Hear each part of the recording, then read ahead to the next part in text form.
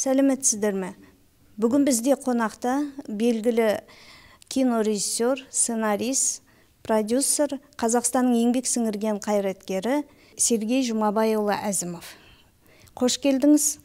Алғашқы сауалым, сіз Жоқтау, Кемеңгердің кеш келген махаббаты атты деректі фильмдер түсірдіңіз. Бұл фильмдер бүкіл көрермен қауымның көңілінен шығып жүргені рас. Осындай шығармашылық биікке қалай жеттіңіз? Деректі фильм түсірудегі алғашқы қадамдарыңыз қалай басталған еді? Біріншіден енді мына қай салада жұмыс істесең, оған жанымен берілу керек.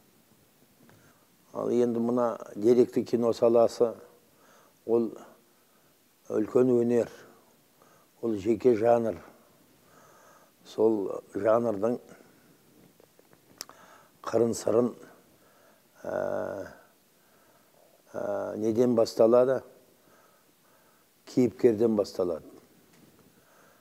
Кейіпкердің ішкі рухани дүниесінен басталады.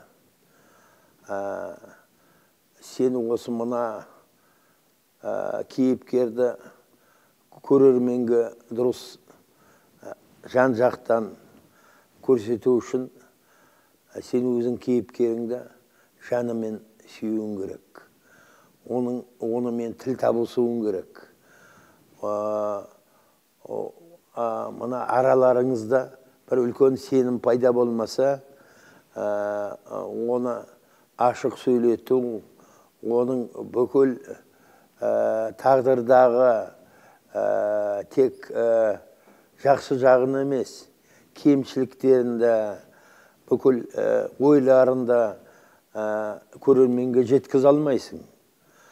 Ал енді ол үлкен өнер, үлкен кәсіп. Мен ВГИКке түсіп жатқан кезде мені қабылдаған ұстазым Роман Лазаревич Кармен. Ол менен сұраған, сен осы не үшін осы салаға деректі киноның режиссері болам деп. Сонда мен айтқам, осы түсірілген кинолар, мен көрген кинолар маған ұнамайды. Себебі сол кинолардың бір үлкен негізі кемшілігі осы бүкіл мына өмірді, кейіпкерлерді тек жақсы жағынан, мақтау жағынан көрсетеді.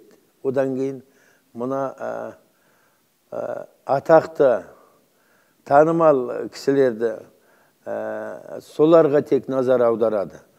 Неге қарапайым жай адамдар осы біздің экранда аз. Мен осы мына туып өскен ортам, біздің осы мына шалдар, қарапайым шалдар, оларды әлі дұрыс біз түсіре алмадық. Соларды көп көрсету керек деп айтқаннан кейін менен сұра бастады. Мүмкін сол менің көз қарасым, мына өмірлік ұстанымым, өмірлік сана сезім оған ұнап қалған шығар. Қоғамда деректі фильмнің маңызы қандай деп ойлайсыз? Дамыған елдердің қатарына кіру үшін біз өзіміздің тарихымызға, өзіміздің мына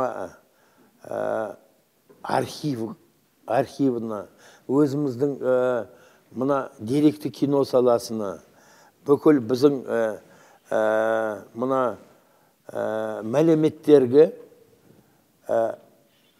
назар аудару, мән беру мәселесі, тек сонда біз дамыған ел деп аузын толтырып айта аламыз. Осы маңдай терімен жасалған, мына көңілінен шыққан деректі киноларды сақтау мәселесі қазір қолға алу керек. Бүкіл дамыған мемлекеттерде Госфильмофонд бар. Госфильмофонд жеке. Бізде бір архивтік. Соны дамытып, кеңейтіп, одан кейін көрермендерге жеткізу, негізгі мақсаты сол сақталу, көрермендерге жеткізу. Меніңше осыны сіздің мекемеңіз қолға алса, енді қуаныштың шегі жоқ. Бүгін бізде қонақта болған танымал кинорежиссер, продюсер, сценарист Сергей Жұмабайұлы Әзімов. Сау болыңыздар.